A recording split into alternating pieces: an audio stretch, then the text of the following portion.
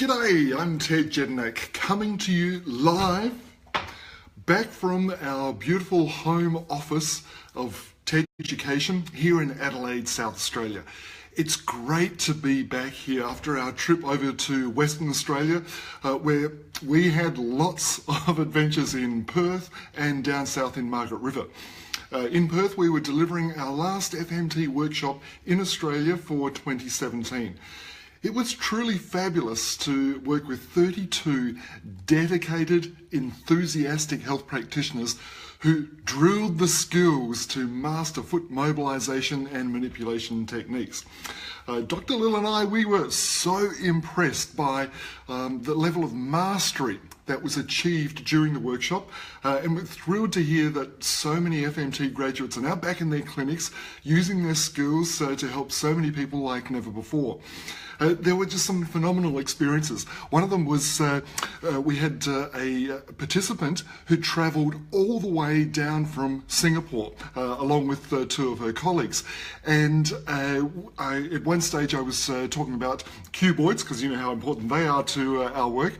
And the cuboid queen, one of the cuboid queens in Ireland, Mary Moore, I was talking about her and her experiences with a young footballer, and after I told the story, the participant from Singapore went, is that Mary Moore from Ireland? Because I'd only I referred to her as Mary.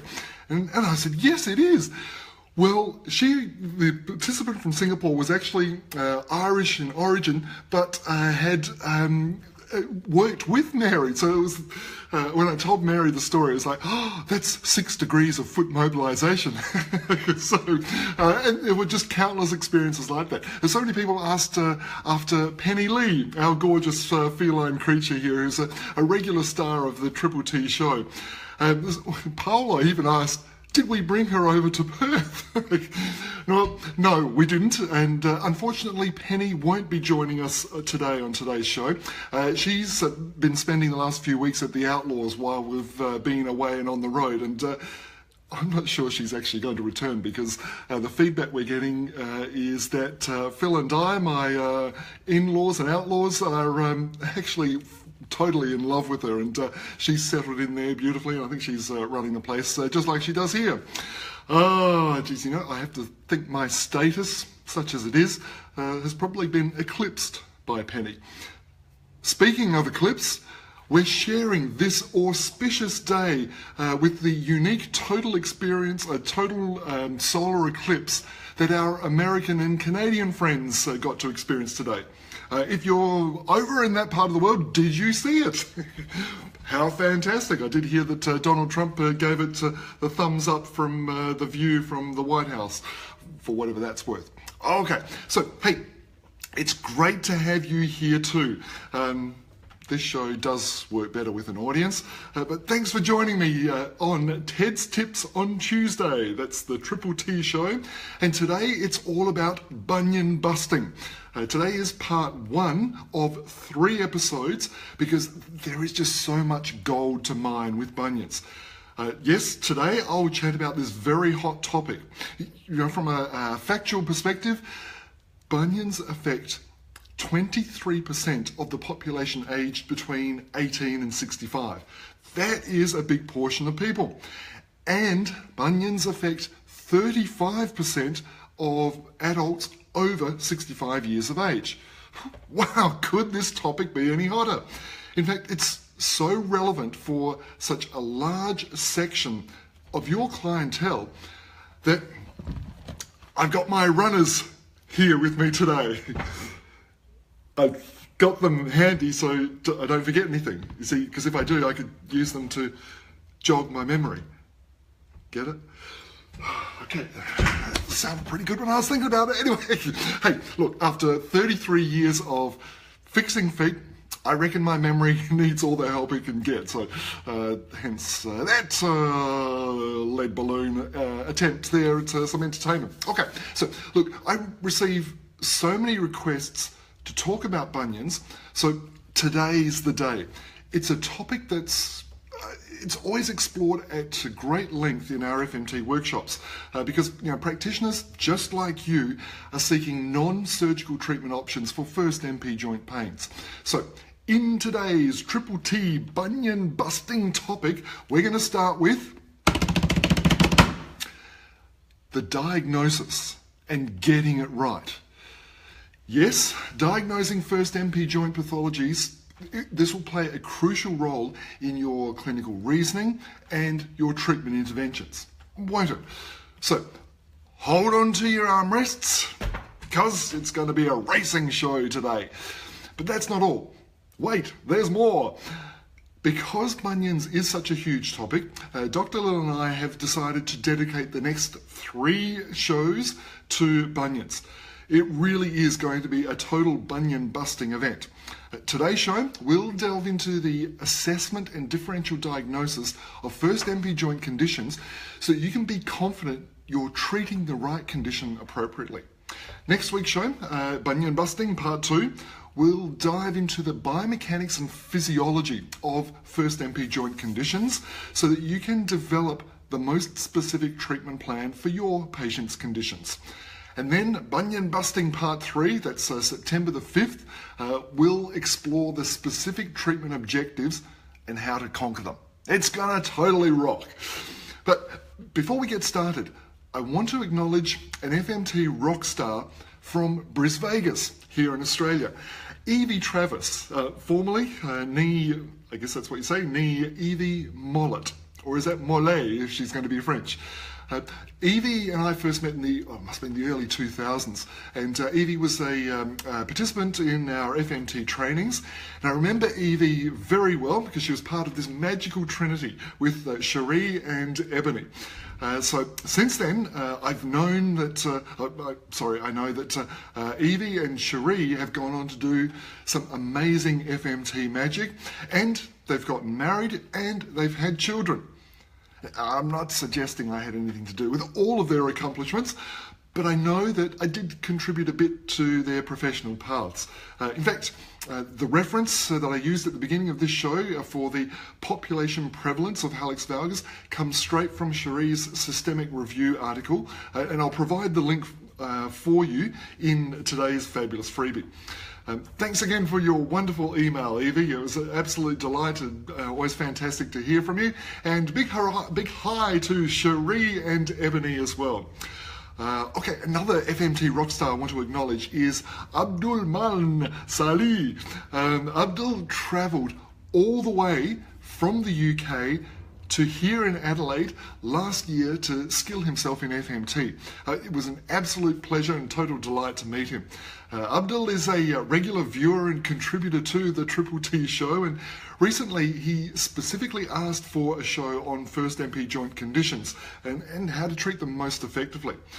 So along with, who do we have? Vicky, Sarah, Lewis, Kerry, Mark, Jason. They all hammered me about bunions in our recent FMT workshop in Perth. And that's why you've got this topic in today's show. In fact, just this morning, as also an email, Malcolm, if you're watching, I'll be getting on to my reply to you directly. But bunions, certainly a hot topic. And thank you all for your contributions to making our job of delivering this show so enjoyable and rewarding. For you, welcome to today's Triple T show, Ted's Tips on Tuesday. In today's Triple T TV show, this is the first of our bunion busting episodes, you'll discover some clinical clues and indicators of first MP joint conditions that will ensure accurate assessment and treatment of first MP joint conditions. In particular, which first MP joint conditions can you treat in your clinics, and which MP joint conditions do you need to refer out for further investigation or for surgical treatment?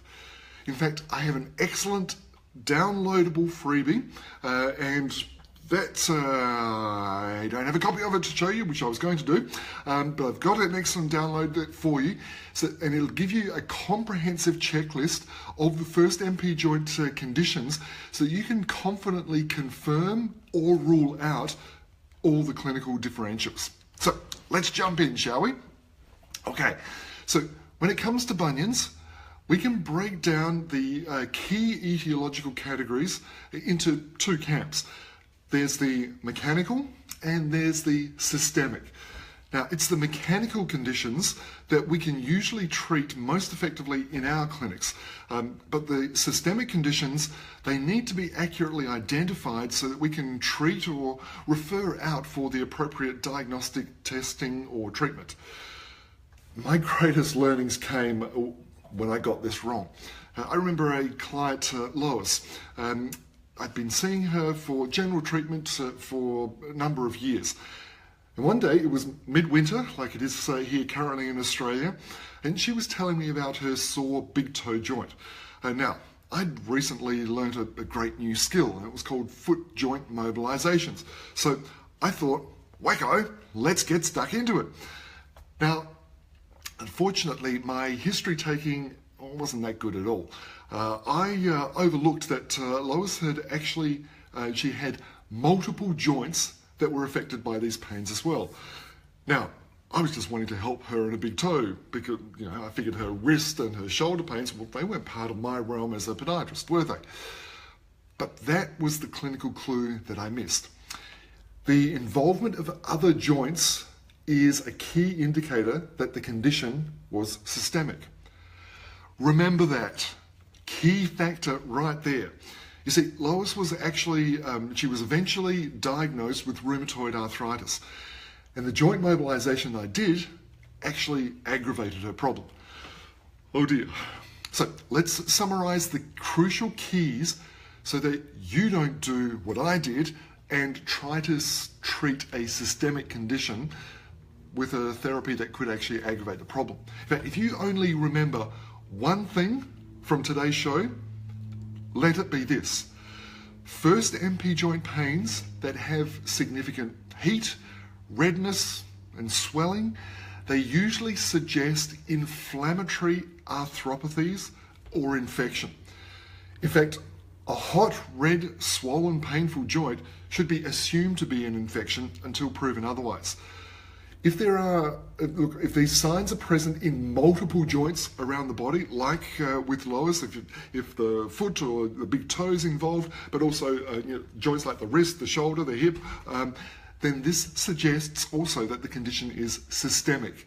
And you've got to make sure that this diagnosis is determined whether you're dealing with a localized mechanical condition or a systemic condition affecting the body, typically coming through the body's biochemistry imbalance.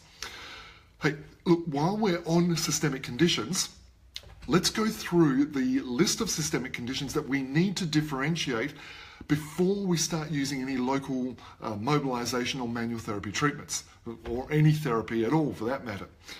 The systemic conditions are, first of all, number one, gout or pseudo-gout. Now, these conditions, they usually need a synovial fluid analysis or blood studies. So you've got to refer out for those.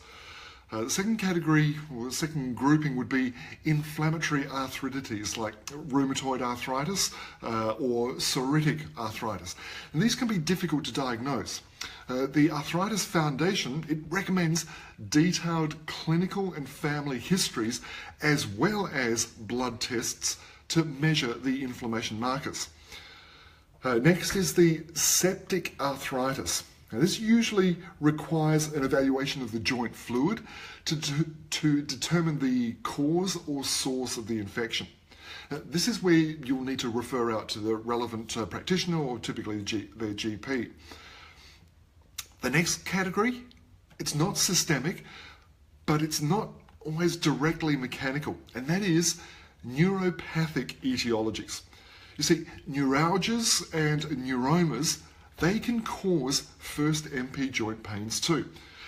The key clinical clues and signs are burning, numbness, and tingling. See, these generally have symptoms located also in the intermetatarsal space. Now, this is where the neurovascular bundle lies, and so there can be mechanical or irritation taking place there. And if those symptoms are localized there, then, and you've got burning, numbness, and tingling, then it suggests that it may be a neurological problem that's the cause of the troubles there.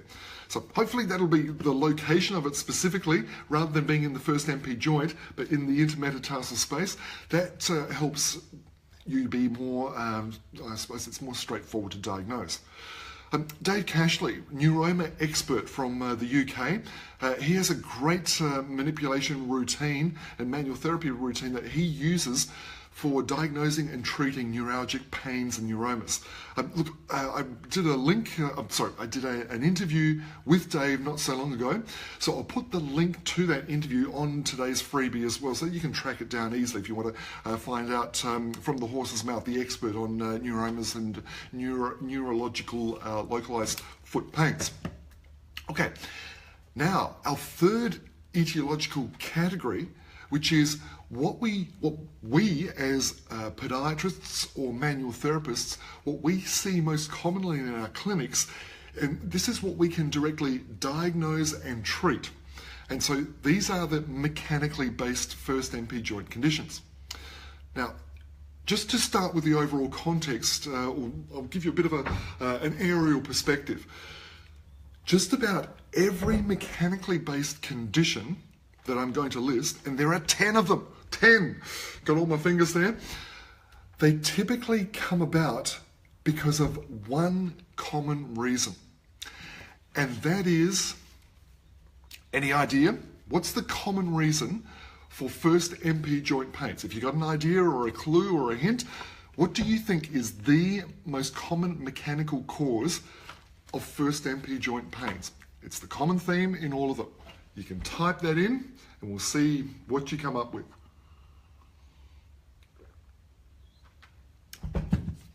Here we go. Yes, very good. So subluxation, displacement, we've got happening here. All right. Now, literally, it's the physical displacement of the proximal phalanx in relation to the metatarsal head. So there's a loss of relationship of the articular surfaces. You see, when you get that displacement of the hallux, it affects the surrounding tissues. In fact, it affects all of the surrounding tissues, the capsules, the ligaments, the synovial fluid, it's the cartilage lining. In fact, the muscles, tendons, even the nerves and blood vessels around there have to be affected to some degree. A displacement of a joint cannot not affect them somehow. Make sense? You see, each of the conditions that I'm about to list is damage, inflammation, or compensation to one of those affected structures. Let's start with the condition that your patients will commonly describe. Any idea what it is? If you have an Italian background, we have a reasonably high portion of our clientele who are Italians and say, you know, so dove fa male? So where does it hurt? They'll often point down to their foot and say, at the onions, the onions. And so the first time I heard this, what do you mean the onions? You know, the pain is next to the finger, the finger. So of course in Italian the word for fingers is digits, and so you know toes, fingers, it's all the same in Italian. But the bunions, not the onions, is the bunions. That is the key number one mechanically caused or mechanically based condition. The definition of a bunion, if we're going to use that lay term, is the bony enlargement on the medial side of the metatarsal head. And that bony enlargement usually is caused by the aggravation from footwear over a long period of time. The second mechanical-based first MP joint pain or condition is osteophytes. Now, these can be called bunions too, but with the osteophytes, their position is not always isolated to the medial aspect. They can sometimes be dorsomedial, or they can be even quite dorsal, even plantar medial. You see, they often have some involvement with the articular surface within the joint. So it's not just the bony enlargement, but it's also the articular surface as well. Now, with osteophytes, you need to have accurate X-ray imaging. Well, X-ray imaging is usually helpful in getting a better understanding of the impact that those osteophytes are having on the joint function. Make sense? Great. The third condition is hallux valgus. So this is literally a deviation of the hallux, which may or may not be symptomatic. Sometimes people will come and see you just because they can see the big toes displacing or distorting and want to know if they can do something about that. I remember, I don't know if you've got this book, but this was the gold standard text for us back in 1978, 79, so probably before you were born. But it's a picture, geez, I look at the pages here and they are well yellowed, so it has gotten good use. But yeah, this is a picture that I would commonly use to display for talks or even for clients who were saying, I don't know why I've got these bunions. I don't wear tight shoes. This is a picture of an African native who never wore any type of shoes ever and still developed the hallux valgus and the displacement there. So certainly shoes can make things worse, but it's not necessarily the cause. Number 4 on our list is bursitis. So this bursitis, the sac of fluid that becomes inflamed or irritated, typically forms over the medial bone prominence to, literally it's the body's protection mechanism to protect against the footwear. But then as it gets enlarged, the footwear rubs against it, becomes aggravated, and it's a self-perpetuating or self-aggravating condition. Number 5 in our list of mechanical based conditions affecting the first MP joint is degenerative joint disease. So DJD, this develops secondary to the displacement of the hallux on the medial head. What happens is you end up with abnormal loads to the articular surfaces, and this leads to the wear and tear of the articular surfaces, and you end up with degenerative joint disease.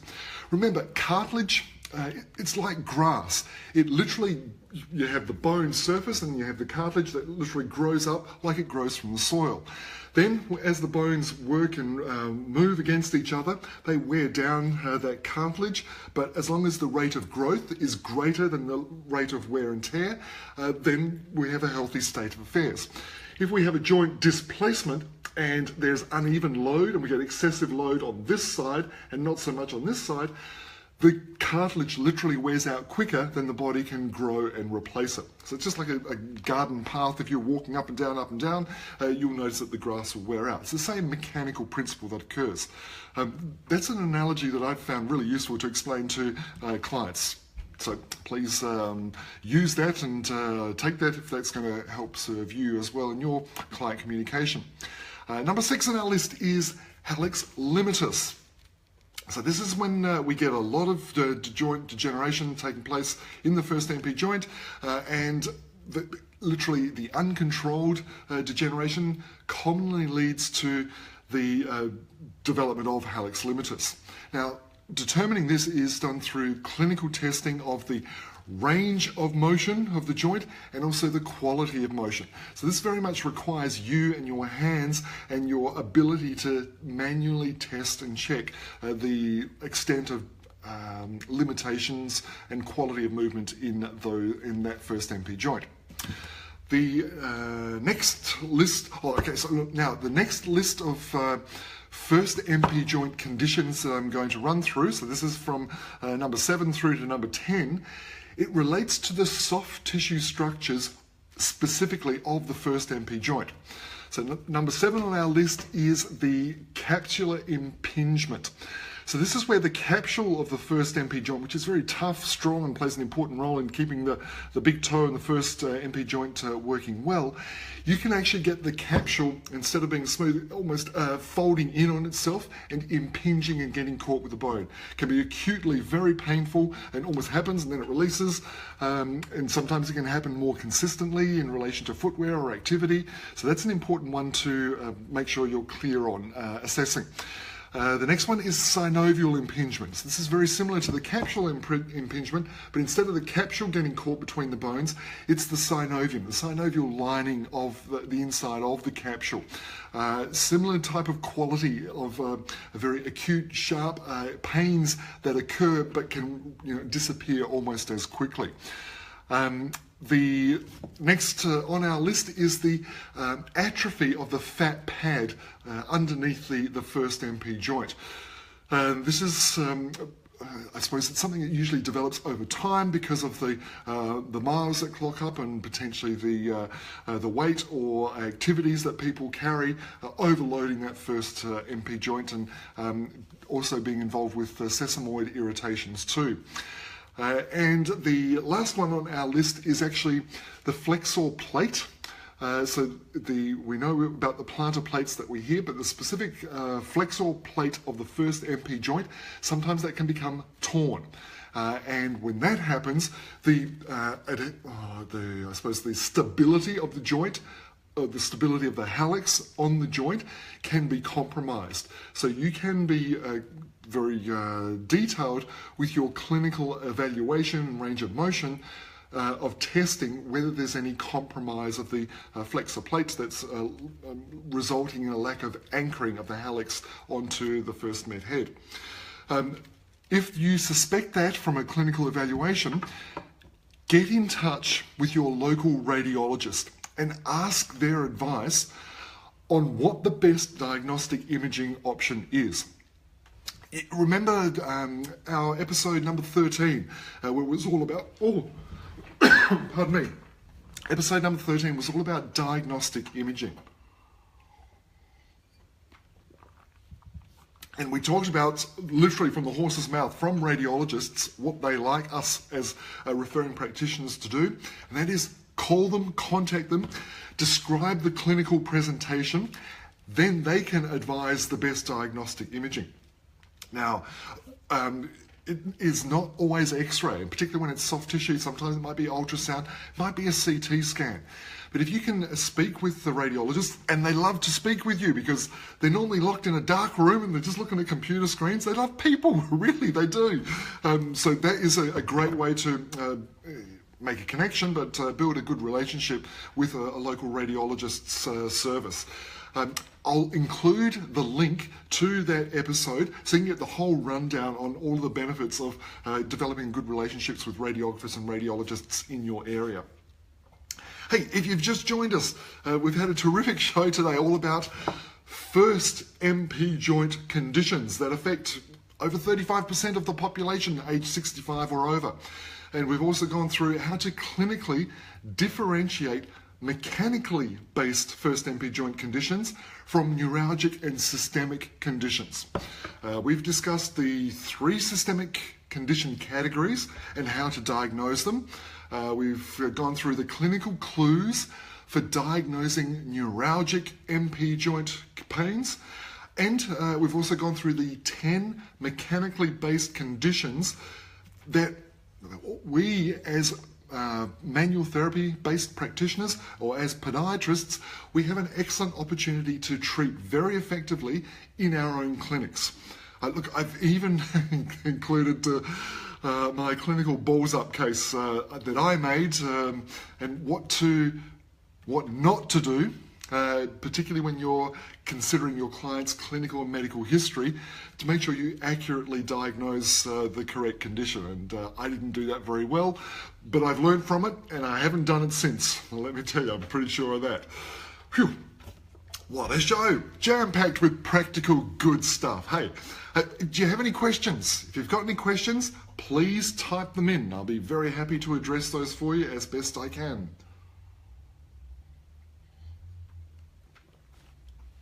Okay, let's see, yes, what do we do once we've confirmed the mechanical condition? Great question. Oh, okay, we can work out the mechanical condition. What do we do? Well, my answer for that is tune into next week's show. You see, there is so much gold to share with you that we're breaking down first MP joint conditions into 3 shows. Today was the assessment and differential diagnosing of first MP joint conditions. And so we've done that so that you can be confident that you'll be treating the right condition appropriately. Next week's show, Bunion Busting Part 2, we'll be diving into the biomechanics and physiology of first MP joint conditions so you can develop the most specific treatment plan for your patient's conditions. And then on September the 5th, Bunion Busting Part 3, we'll be diving into the specific treatment objectives and how you can conquer them. It's going to totally rock. Big thank you to Abdulman from the UK and Lewis from Singapore. It was your requests and banging on my door about how to treat bunions and digital deformities without surgery that led to the creation of these shows on bunion busting. So you won't want to miss next week's Triple T TV show, because if you help patients or you treat patients with HAV, hallux limitus or other first MP joint problems, this show is tailor-made for you. Hey, thanks very much for joining me today. Let me know what you think of today's show. It's been a great, huge episode that we've had here. I'd love to hear your thoughts about it. Have you found it useful? Have you got a question or a comment about bunions? Please type them in the comment box below. I'll do my best to help you out there. If you haven't already liked this page, Foot Mobilisation Techniques, then please do so. If you've got a colleague who is has expressed concern or would like to help treat first MP joint conditions more effectively, then please share this post with them. Make sure you join me next Tuesday for Triple T TV, where we explore the biomechanics and physiology of first MP joint conditions so you can develop the most specific treatment plan for your patient's conditions. As my good friend Matt Rimmer from the Gold Coast here in Australia says, if you want to stay ahead, catch up with Ted. Please, look forward to seeing you next week. Big thanks to Dr. Lil for her tremendous help in putting together the content and doing an amazing job in keeping me on track. I look forward to showing you my tips next week.